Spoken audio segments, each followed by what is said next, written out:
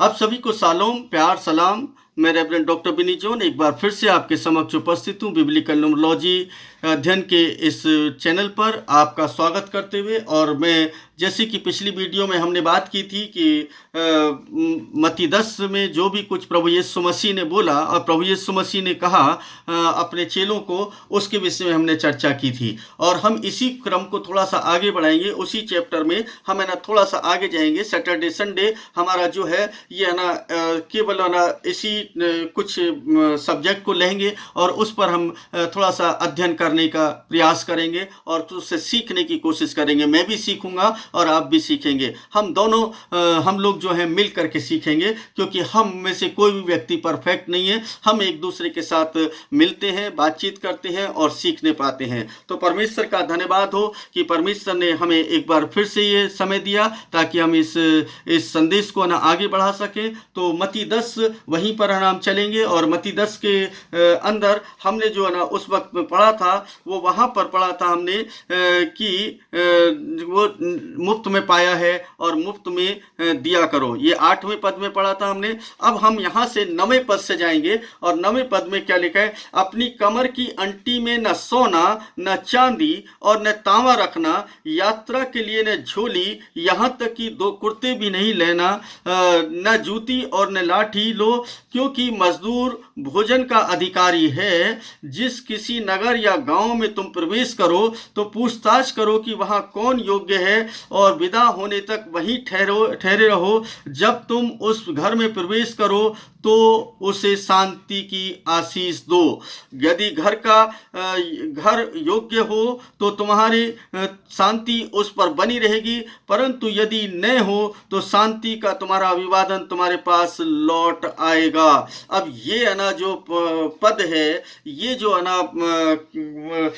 है ना बातें हैं जो प्रभु यीशु मसीह सिखा रहे हैं, ये बहुत इंपॉर्टेंट है। ये मुझसे और आपसे जुड़ी हुई हैं और इसको समझ लें कि ये क्या कहती हैं। यहाँ पर उन लोगों के लिए जो यीशु मसीह के चेले थे, 12 चेले, उन 12 चेलों को उसने हिदायत दी कि पहली हिदायत दी उन्होंने कि तुम है ना इस्राएलियों के कोई भी भीड़ों के पास जाना और उसको क्या करना, एक ही प्रचार करना कि स्वर्ग का राज्य निकट है और मुफ्त में तुमने पाया है और मुफ्त में तुम दे दो। ये 3 बातें वहां पर हमने देखी थी। लेकिन उसके आगे वो अब है ना उनको जाने का रास्ता बता रहा है और किस तरीके से उसको कार्य करना है, इसके विषय में वो उनको संबोधित कर रहा है। तो वो कहते हैं कि अपनी कमर की अंटी में, यानी कि अपने पास में ना कोई क्या लेना, न सोना न चांदी न तांबा रखना, यानी कि कोई भी धन की आवश्यकता तुम्हें नहीं है। और यात्रा के लिए न झोली,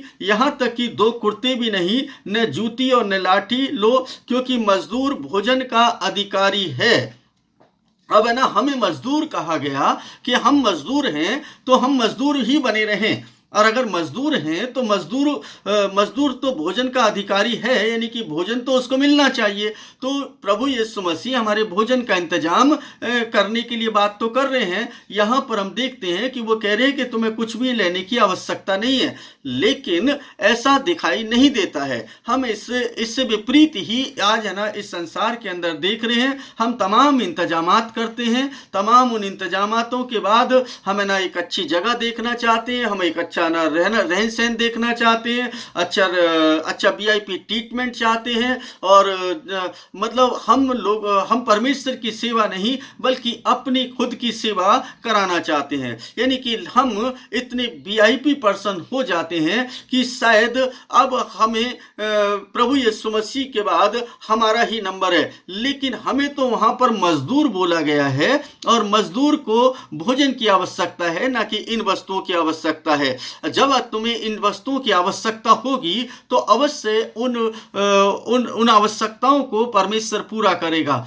तो यहाँ पर हम देख रहे हैं कि यीशु मसीह अपने चेलों को जो हिदायत दे रहे हैं, वो हिदायत क्या है? बहुत ही कॉमन सी हिदायत है कि तुम्हें कुछ भी नहीं करना है, बस तुम एक बात को ध्यान रखो कि तुम्हें भोजन की आवश्यकता है, भोजन प्राप्त करो और भोजन तुम्हारा अधिकार है, वो तुम्हें मिलेगा, क्योंकि तुम अपनी इच्छा के अनुसार नहीं बल्कि मेरी इच्छा के अनुसार उस कार्य को करने के लिए जा रहे हो। तो जब वो कहते हैं कि 11वें पद के अंदर अंदर कि जब तुम किसी भी नगर या गांव में प्रवेश करो तो पूछताछ करो कि वहां कौन योग्य है। अब ये जो शब्द है ये बहुत इंपॉर्टेंट है। अब देखिए, सभी के यहाँ पर तो नहीं जा सकते, बहुत सारे लोग जो है वो आदर सत्कार नहीं करते और वो तिरस्कार करते हैं। तो ऐसा नहीं है कि ना भाई आप किसी के यहाँ भी जा सकते हैं, ऐसा भी नहीं है। जैसा ना बहुत सारे लोग करते हैं, नहीं जी मैं तो यहाँ से निकल रहा था तो मैं सोचा कि चलो आपके लिए प्रार्थना कर दूं, तो प्रार्थना कर दूं, ये भी है ना तरीका सही नहीं है। वो योग्य होना चाहिए कि ना परमेश्वर ने अगर ना आपको ना वहां पर भेजा है, उस नगर के अंदर भेजा है, तो आपके लिए एक क्रिया होनी चाहिए कि उस नगर के अंदर कौन व्यक्ति है जो आपका आदर सत्कार कर सकता है, या वहां पर कौन है ना व्यक्ति है जो आपका इंतजार कर रहा है ताकि आप आए और वो आपके पास बैठ करके आपसे कुछ सीख सके। ये है ना उन शिष्यों को उन्होंने समझाया, और जब यीशु मसीह ने उनको समझाया तो वो पूछताछ करें और विदा होने तक वहीं तक ठहरे रहें। अब ये नहीं कि चलो जी मैं तो आज यहाँ पर हूँ, कल वहाँ पर चला जाता हूँ, आज इसके घर में, आज उसके, जहाँ हैं वहीं पर रहिए, कोई दिक्कत नहीं है। ये तो है ना उन्होंने अपने चेलों को बताया। खैर है ना, आज ऐसा नहीं होता, क्योंकि कहीं कहीं पर पहले लोग कम हुआ करते थे तो शायद ऐसा पॉसिबल था। आज थोड़ा सा ऐसा रहता है कि भाई अभी यहाँ तक पहुँचे हैं तो चलो यहाँ से साथ में हम दूसरी जगह भी हम एक विजिट कर लें, और वहाँ पर भी उन लोगों को भी आवश्यकता होगी। जैसे पौलुस है ना अपनी सेवा को करते थे, वो एक नगर में जाते थे तो वहां के इसके साथ साथ दूसरे नगर में भी वो जाते थे। जो और चेले बाद में उन्होंने ऐसा ही किया, लेकिन ये एक विशेष प्रक्रिया को उन्होंने अपनाया कि जहां पर जा रहे हैं वो किसी योग्य घर में ठहरे, जिनको वचन की भूख और प्यास हो, जो वचन की महत्वता को समझते हो, जो परमेश्वर से प्रेम करते हो, जो परमेश्वर के लोगों का आदर करते हो, जो उनका आदर सत्कार करते हो और उनकी आवश्यकता को वो पूरा करते हो। तो ये जो है प्रभु यीशु मसीह ने स्पष्ट बताया कि तुम्हें उन लोगों की तलाश करनी पड़ेगी, उन लोगों के घर जाना पड़ेगा। तो यहाँ पर बिल्कुल स्पष्ट है कि है ना हम किसी भी जगह पर ऐसे ही नहीं जा सकते,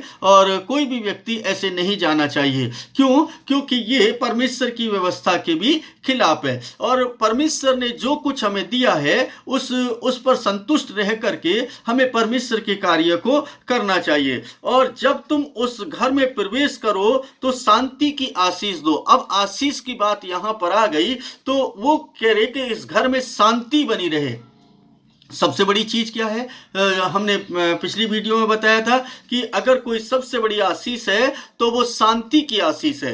यानी कि इस्राएली लोग भी आपस में एक दूसरे को शांति की आशीष ही दिया करते थे, और शांति से की आशीष जो है आज भी इस्राएल के अंदर शालोम शब्द इस्तेमाल होता है अभिवादन के लिए। इसलिए शालोम क्यों कहते हैं? तुम्हें शांति मिले और तुम पर शांति हो। ये एक उद्घोषणा है जो है ना एक दूसरे के लिए शांति को मांगा जाता है, और ये एक अभिवादन भी है, और शुरू में भी था, आज भी है, और हमेशा यही रहेगा। शालोम मतलब कि है ना आपको, आपके ऊपर शांति हो या आपको शांति मिले।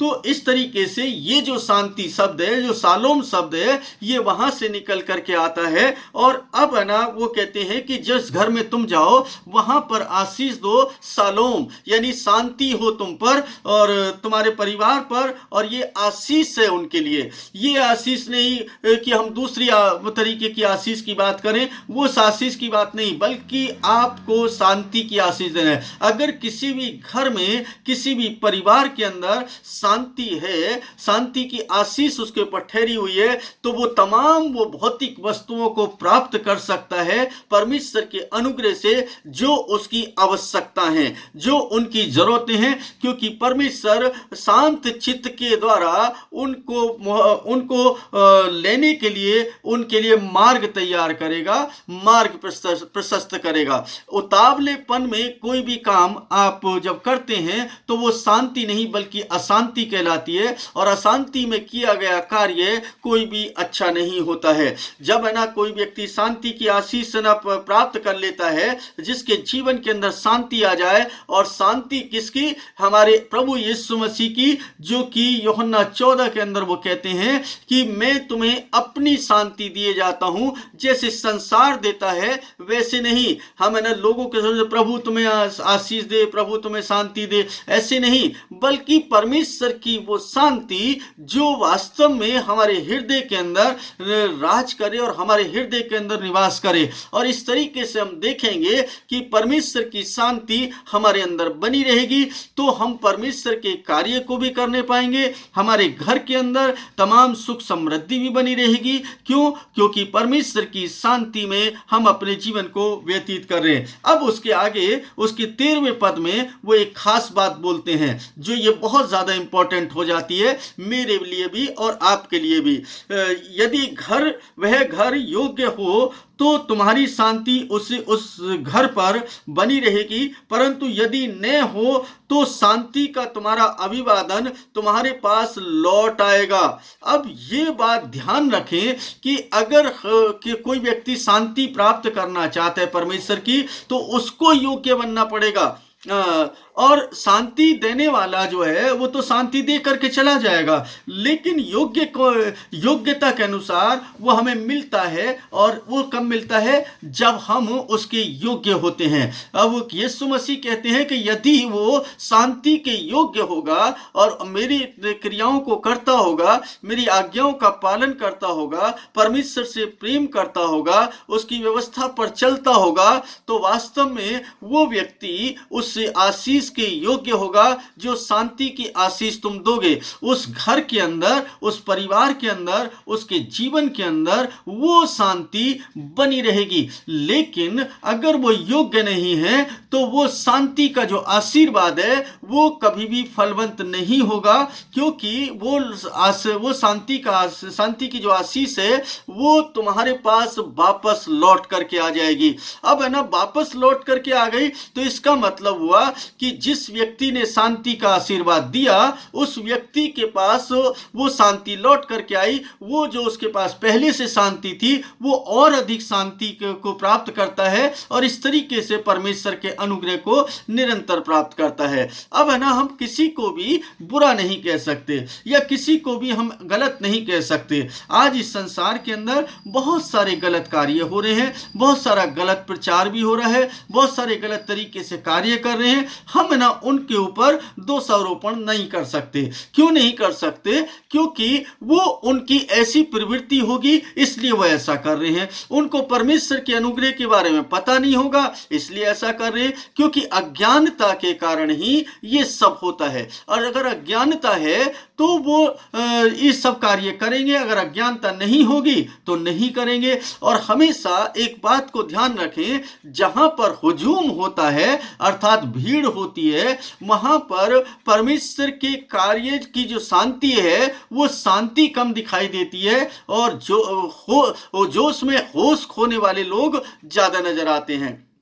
उसका कारण क्या है कि लोग भौतिक वस्तुओं की तलाश में इधर से उधर भटक रहे हैं। हमें धन मिल जाएगा, हमारे पास में तमाम वो आशीषें आ जाएंगी, उन आशीषों की बात कर रहे होते हैं। मेरे पास गाड़ी हो जाएगी, बंगला हो जाएगा, मेरे पास ये हो जाएगा, वो हो जाएगा। मुझे बड़ा तरस आता है उन लोगों पर जो इस तरीके से ना परमेश्वर को प्रेम कर रहे हैं या इस तरीके से परमेश्वर को पुकार रहे हैं। मेरा मानना ऐसा है कि यीशु मसीह ने कहा कि हमारे मांगने से पहले उसको मालूम है कि हमें किस चीज की आवश्यकता है। क्या हमें अपने बाप को बताने की आवश्यकता पड़ेगी कि देखो मुझे इस चीज की जरूरत है? अगर हम लायक हैं तो अवश्य हमें वो वस्तु मिल जाएगी जिस चीज की हमें आवश्यकता है। और अगर वो हमें आवश्यकता के अनुसार वो चीजें दे सकता है तो हम उसका धन्यवाद क्यों ना करें? हम उसकी आशीषों को क्यों नकार दें? क्यों हम परमेश्वर के वचन को नकार दें? क्यों हम उसकी शांति की आशीष को खो दें? क्योंकि शुरुआत तो यहीं से होती है ना,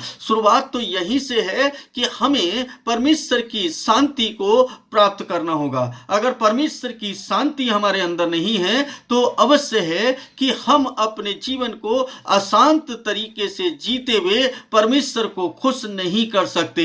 हमें अपने मन को, अपनी आत्मा को, अपने मस्तिष्क को, अपने प्राण को पूरी रीति से उसके ऊपर लगाना पड़ेगा। 10 आज्ञाओं को हमें नहीं भूलना चाहिए। वो 10 आज्ञाएं हमें कुछ शिक्षा देती हैं, और वो 10 आज्ञाएं जो शिक्षा देती हैं तो बहुत सारे समझदार लोग जो हैं वो ना उस समय में भी थे जब यीशु मसीह थे, और वो आज भी हैं। उन 10 हुक्मों के अंदर उन्होंने पूछा कि सबसे बड़ी आज्ञा कौन सी है।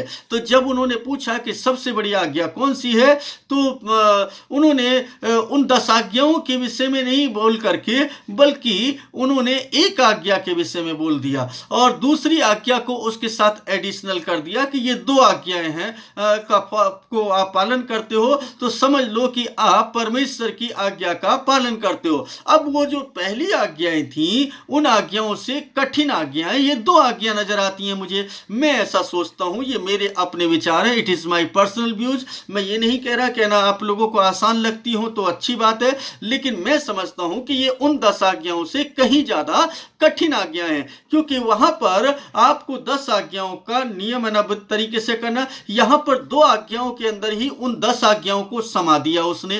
कैसे समा दिया? तू अपने सारे दिल, सारी जान, सारी अक्ल और सारी ताकत से, यानी जो कुछ भी तुझ में है, अपने खुदावंद खुदा से मोहब्बत रख।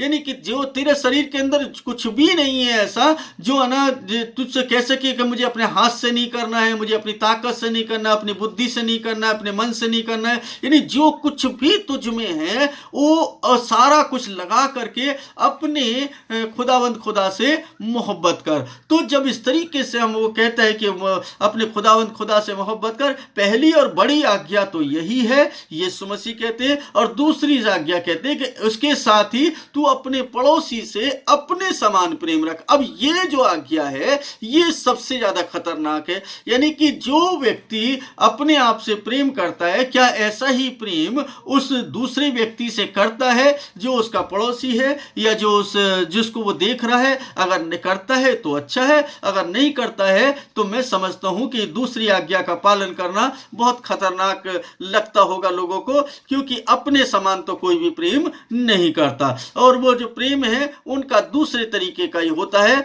अब कहीं ना कहीं स्वार्थ छुपा होता है, कहीं ना कहीं कोई ना कोई मतलब छुपा होता है, जिसके कारण हम इस संसार के अंदर एक दूसरे से प्रेम करते हैं, और प्रेम की परिभाषा को ही हमने पलट करके रख दिया या बदल करके रख दिया, जबकि प्रेम तो परमेश्वर है। हमने एक वीडियो में, पिछली वीडियो में बताया होगा, आपने उसको सुना भी होगा कि जो अहाब है, यानी जो हिब्रू वर्ड है, वो परमेश्वर की प्रेम को प्रदर्शित करता है। अर्थात उसकी नजर हम पर लगी रहती है, जिसकी नजर जिस पर लगी रहती है समझो कि वो उससे प्रेम करता है, और अगर नहीं लगी रहती है तो वो प्रेम नहीं करता। तो हम कैसा प्रेम करते हैं ये हमें बताता है। तो यहाँ पर हमने आज पिछली वीडियो में हमने जो सीखा था उसी को हमने आगे कंटिन्यू किया है, और थोड़ा सा इस पर चिंतन मनन किया है कि हमें कैसे अपने जीवन को चलाना चाहिए। अगर हम सेवक और सेविका हैं तो हमें किस तरीके का जीवन जीना चाहिए। और परमेश्वर का जो वचन कहता है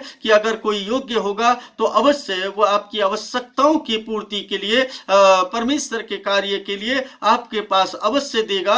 ऐसा नहीं है कि वो ना दे, क्योंकि परमेश्वर उसके मन के अंदर डालेगा। ऐसा नहीं कहना आपको जबरदस्ती किसी को बोलना है। अगर आप जबरदस्ती बोलते हैं तो मैं समझता हूं कि ये परमेश्वर की व्यवस्था के खिलाफ होता है। और परमेश्वर का धन्यवाद हो कि परमेश्वर हम लोगों को अपने वचन के द्वारा शिक्षित करता है और हमें आगे बढ़ने के लिए मदद और सहायता करते हैं। तो हमने देखा कि यहाँ पर इस 12 चेलों के साथ में प्रभु यीशु मसीह ने जब पहली बार ना बातचीत की और ना उनको भेजा तो उन्होंने क्या क्या हिदायतें दी, हमने इन दोनों वीडियो में हमने देखा है। पहली वीडियो में और इसमें इनको हम आगे भी लेकर के चलेंगे, आगे भी चर्चा कर सकते हैं इस पर, क्योंकि बहुत बड़ा ना चैप्टर है ये, तो इस पर हम चर्चा कर सकते हैं। लेकिन समय समय पर हम कुछ कुछ बातों पर चर्चा करेंगे ताकि हम लोग आपस में एक दूसरे से सीख सकें सकें, समझ सकें और परमेश्वर की महिमा कर सकें।